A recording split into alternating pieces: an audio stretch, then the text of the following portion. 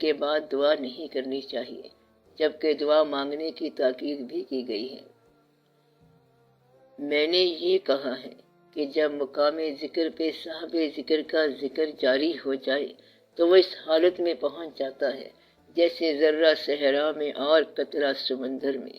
اس حالت میں دعا کی ضرورت نہیں رہتی۔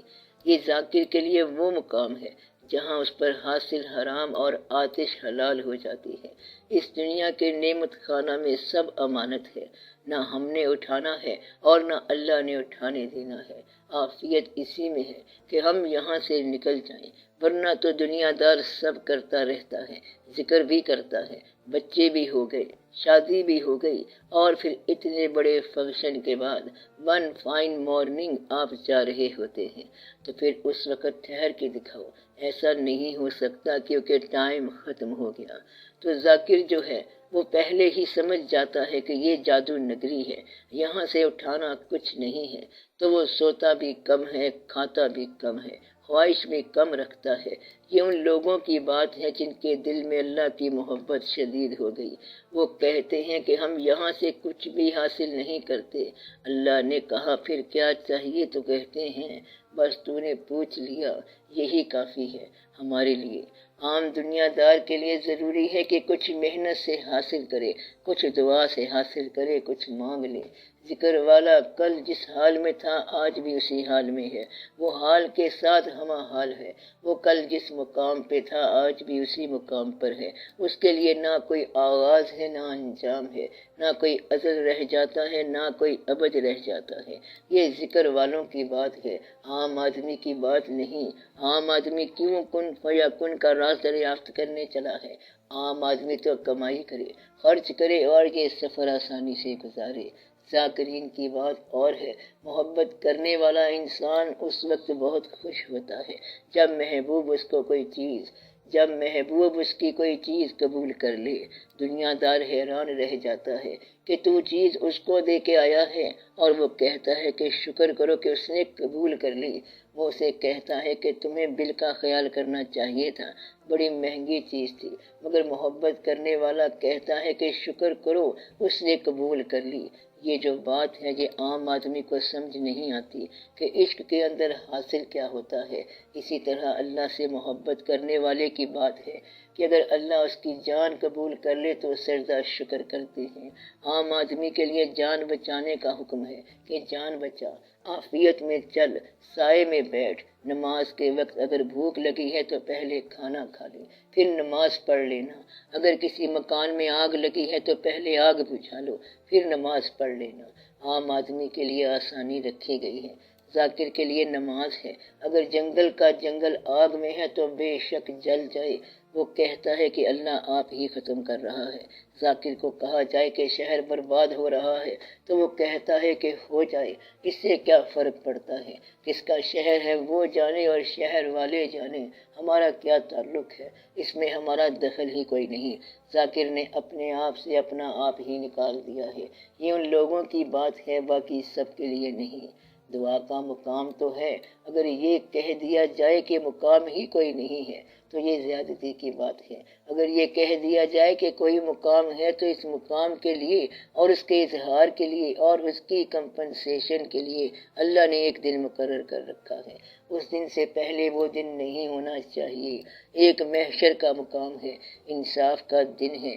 when yours will be compensated، وہ ایک وقت ہے جب تمہاری قربانیوں کا انعام ملے گا، جب تمہاری محنتوں کا ریاض ملے گا، اور جب تمہاری دعاؤں کا پتہ چلے گا کہ کیا کیا ہوتا رہا ہے۔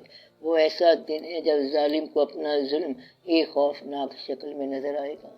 وہ انعام یا انصاف کا دن ہوگا۔ اس دن سے پہلے وہ دن نہیں ہونا چاہیے۔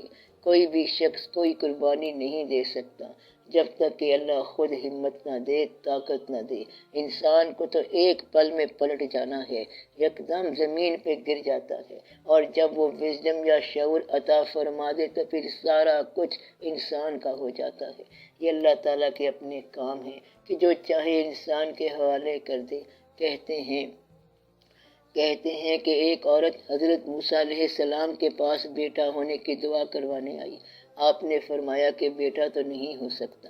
وہ کسی اور کے پاس چلی گئی اور دعا کرائی تو بیٹا ہو گیا۔ وہ پھر موسیٰ علیہ السلام کے پاس آئی اور کہا کہ آپ نے تو کہا تھا کہ بیٹا نہیں ہے، یہ کیسے ہو گیا؟ انہوں نے اللہ سے پوچھا۔ اللہ نے کہا کہ اس کے لیے فلاں آدمی نے دعا کی تھی، تو اس آدمی کو پہچان، شہر میں چکر لگاؤ اور کہو کہ اللہ تعالیٰ نے 1 پاؤ انسانی گوشت مانگا ہے۔ سارے شہر میں پھرتے رہے، لوگوں نے کہا کہ اللہ کیسے مانگ سکتا ہے؟ اس آدمی کے پاس پہنچے تو اس نے فوراً ہی گوشت کاٹ کے دے دیا۔ تب اللہ نے کہا کہ یہ آدمی اگر کہے کہ بیٹا دے دے تو میں بیٹا دیتا ہی جاؤں گا۔ مطلب یہ ہے کہ جس آدمی کے اندر قربانی کا اتنا جوش ہو، اتنی فراوانی ہو، اس آدمی کی بات رد نہیں کی جا سکتی۔ یہ شوق کا مقام ہے۔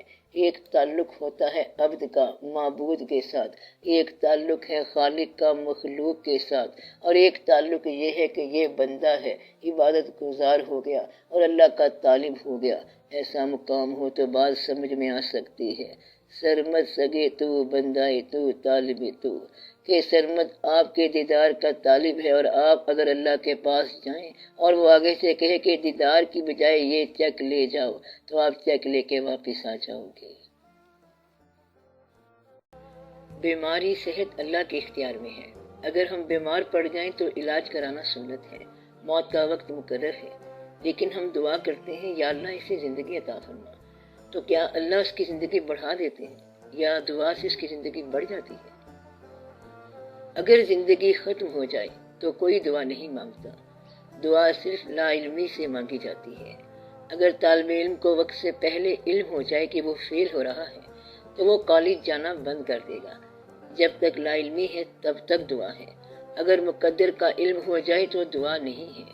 جس کو یقین ہو جائے کہ موت کا ایک دن معین ہے، نہ تو کوئی حادثہ اسے کچھ کر سکتا ہے، نہ کوئی حفاظت اسے ٹال سکتی ہے، تو آدمی اس کے لیے دعا نہیں کرے گا۔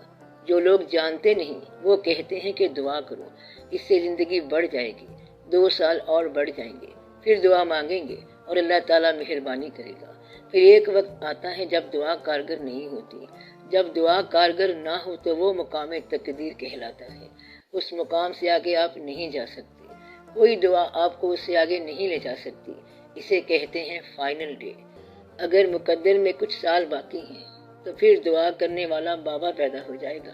اب بابا دیکھ لیتا ہے کہ اس کی زندگی کے 2 سال باقی ہیں تو وہ دعا مانگتا ہے۔ اس طرح وہ دعا مانگتے ہیں اور بیمار ٹھیک ہو جاتا ہے۔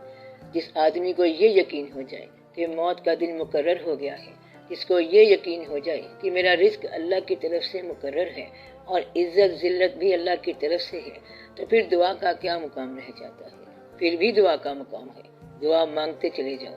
دعا ایک ایسا عمل ہے جو آپ کو بارگاہ الہی میں لے جاتا ہے۔ دعا وہاں جانے کا ایک ذریعہ ہے۔ سجدہ اللہ تعالیٰ کے تقرب کا آخری اور واحد گر ہے۔ اللہ تعالیٰ نے خود فرمایا ہے کہ سجدہ کرو اور میرے قریب ہو جاؤ۔ آپ اللہ سے دعا کرتے رہو اور جو چیزیں مانگنے والی نہیں ہیں وہ بھی مانگتے رہو، تو دعا نامنظور بھی ہو سکتی ہے۔ مانگنا آپ کا کام ہے، آگے سے جواب دینا اللہ کا کام ہے۔ اتنی گفتگو جو ہے آپ کے لیے بڑا انعام ہے۔ آپ بس مانگتے چلے جاؤ۔ ہم انسان ہیں، مانگتے ہی رہیں گے۔ اللہ کچھ دے دے تو ہم لے لیں گے، اور کچھ نہ دے تو اس کا متبادل مان لیں گے۔ دعا کی فضیلت پر اللہ تعالیٰ کا ارشاد ہے کہ اے نبی صلی اللہ علیہ وسلم، میرے بندے اگر تم سے میرے متعلق پوچھیں تو انہیں بتا دو کہ میں ان سے قریب ہی ہوں۔ پکارنے والا جب مجھے پکارتا ہے میں اس کی پکار سنتا ہوں اور جواب دیتا ہوں۔ اور حضور پاک صلی اللہ علیہ وسلم کا ارشاد ہے کہ جو دعا قبول ہو جائے اس کا شکر ادا کرو، اور جو قبول نہ ہو اس پر غور کرو۔ وہ تو مالک ہے، ماننے پر آ جائے تو گناہ گار کی بھی سن لے، اور گناہ گاروں کو اپنے حبیب پاک صلی اللہ علیہ وسلم کے ساتھ ملا دے۔ حکم یہ ہے کہ ذکر اتنا کریں کہ اس میں گم ہو جائیں۔ اس بارے میں وضاحت فرما دیں کہ اس زمانے میں ہم یہ کیسے کر سکتے ہیں۔ اگر اس طرح کا ذکر نہ ہو سکے تو درود شریف بھی ذکر ہے۔ سب سے ضروری ذکر نماز ہے، سجدہ بھی ذکر ہے، اللہ کی کائنات میں تفکر کرنا بھی ذکر ہے، ماں باپ کی خدمت کرنا بھی ذکر ہے، زندگی سے گلا شکوہ نکال دینا بھی ذکر ہے۔ اگر آپ کے اندر اللہ کا عشق پیدا ہو جائے تو آپ کے اندر ذکر پیدا ہو جاتا ہے۔ منیم محوے خیال او نمی دانم کجا رفتم شدم غر کے وسالے او نمی دانم کجا رفتم۔ انسان اللہ کے خیال میں غرق ہو جاتا ہے۔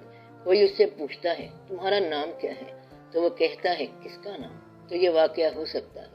ذکر کا ایک مقام یہ بھی ہے کہ جہاں اللہ کے علاوہ کوئی شے رہتی ہی نہیں اسے ہو کا ویرانہ کہتے ہیں، ہر طرح ہو جاتی ہے۔ اب حضرت سلطان باہو رحمۃ اللہ علیہ نے جو ذکر کیا وہ سلطان الاذکار ہے۔ آپ اللہ تعالیٰ کی ترسیم یا مثال نہیں دے سکتے، لیکن انہوں نے اللہ تعالیٰ کی خوبصورتی کو چنبیلی کی خوبصورتی سے تشبیہ دی۔ ہم یہ نہیں کہہ سکتے کیونکہ بوٹی مخلوق ہے اور وہ خالق۔ آپ کسی چیز کو اللہ نہ کہنا کیونکہ یہ شرک اور گناہ ہے جب تک کہ آپ اس کو اس حالت میں نہ دیکھیں۔ کوئی شے اس سے باہر نہیں اور وہ کسی شے کے اندر نہیں۔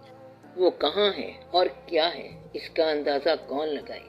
پھر ایک مقام آتا ہے ہماؤس کا، یار کو ہم نے جا بجا دیکھا، کہیں ظاہر کہیں چھپا دیکھا، کہیں بولا بلا وہ کہہ کے الست، کہیں رندوں کا پیشوا دیکھا، کہیں ہے بادشاہ تخت نشین، کہیں کاسا لیے گدا دیکھا۔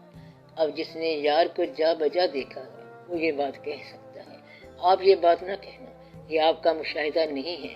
اگر مشاہدہ ہو جائے تو ایک وقت ایسا آ جائے گا کہ سارے چہرے ایک ہی چہرہ بن جائیں گے۔ اگر کہیں ایسا مشاہدہ ہو جائے تو پھر آپ کہہ دیں کہ سارا واقعہ ایک ہی واقعہ ہے۔ جب ماضی سارے کا سارا حال میں اتر جائے اور ہمارے چہرے بدل کے کئی سو سال پہلے کے چہرے بن جائیں تو پھر ہم کچھ اور ہی واقعہ کرنے لگ جائیں گے۔ اگر ایسا نہ ہو اور آپ بیان کرو تو یہ گمراہی ہوگی۔ گمراہی یہ ہے کہ حق سے زیادہ کسی چیز کو بیان کیا جائے، اور ظلم یہ ہے کہ حق سے کم بیان کیا جائے۔ اگر اللہ نے آپ کو فقیر نہیں بنایا تو فقیر مت بنو۔ جب تک وہ نہ بنائے بات نہیں بنتی۔ اپنے بنانے سے بات نہیں بن سکتی۔ جس طرح کوئی نبی بنے تو وہ خود بنے گا تاکہ زمانے سے خراج یا تعریف وصول کرے، لیکن اس کو تعریف کی بجائے لعنت ملتی ہے۔ اس طرح جب خود ساختہ ولی بنے گا تو اس کے ساتھ بھی ایسا ہی ہوگا۔ تم صرف انسان بن جاؤ، یہ بڑا مقام ہے۔ عبادت کے بغیر عابد بننے کا شوق نہیں ہونا چاہیے۔ اگر ولی نہیں تو اس کو بیان کرنا گمراہی ہے، اور اگر یہ مقام عطا ہو گیا تو اس کو چھپاتے رہنا ظلم ہے۔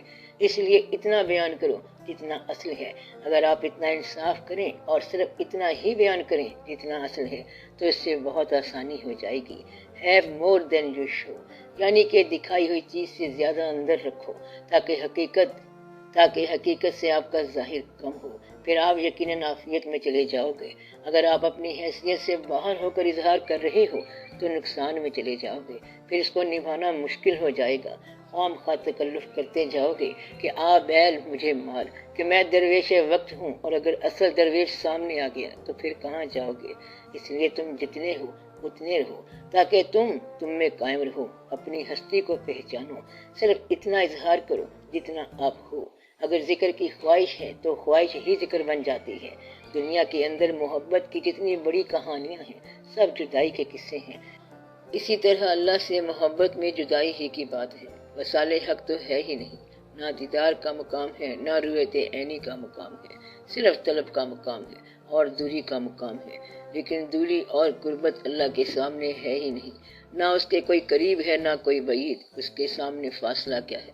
سمندر سے 2-4 دریا نکل جائیں تو اسے کیا فرق پڑے گا، اور 4 دریا اس میں داخل ہو جائیں تو بھی کیا فرق پڑے گا۔ اللہ کریم کے حوالے سے اپنے آپ کو پہچاننا آسان بھی ہے اور مشکل بھی۔ ملاوٹ چھوڑ دو تو آسان ہے، تکلف چھوڑ دو تو آسان ہے، اور اگر تکلف ہے تو ساری عمر پریشانی ہی پریشانی رہے گی۔ اللہ والا بننے کی خواہش نکال دو اور اللہ والا بننے کا عمل کرو۔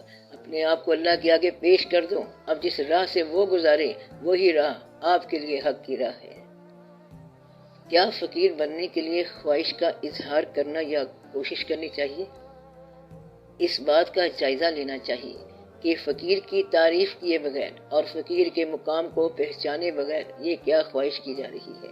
اگر آپ یہ سمجھ رہے ہیں کہ فقیر کی دنیا میں بڑی آبرو کی جاتی ہے اور آپ اس لیے فقیر بننا چاہتے ہیں تو بے شمار فقراء ایسے گزرے ہیں جنہوں نے عزت اور آبرو سے گریز کیا اور ابتلا سے گزرتے رہے۔ فقیر کا مطلب ہے اللہ کی رضامندی کا محتاج ہو جانا اور اس کی طلب رکھنا فقر کا ایک منصب اور ایک مقام بھی ہے۔ سارے فقیر صاحب ارشاد نہیں ہوتے، سارے اس میں مرتبہ حاصل نہیں کرتے۔ فقیری عطا ہوتی ہے تسلیم و رضا کے بعد۔ آپ یوں کہہ سکتے ہیں کہ فقیر الا اللہ کی تفسیر ہے اور فقر سجدہ شبیری ہے۔ جب آپ اپنے گرد و پیش کو تحفظ دینا چاہتے ہیں تو پھر وہ چیزیں تو اللہ تعالیٰ نے آپ سے مانگ لینی ہیں۔ اس مقام کے لیے وہ شخص خواہش رکھے جو یہ ہمت رکھتا ہے۔ صلی اللہ تعالی علی خیر خلقہ و نور عرشہ افضل الانبیاء والمرسلین سیدنا و مولانا حبیبنا و شفیعنا محمد و آلہ و اصحابہ اجمعین برحمتک یا ارحم الراحمین۔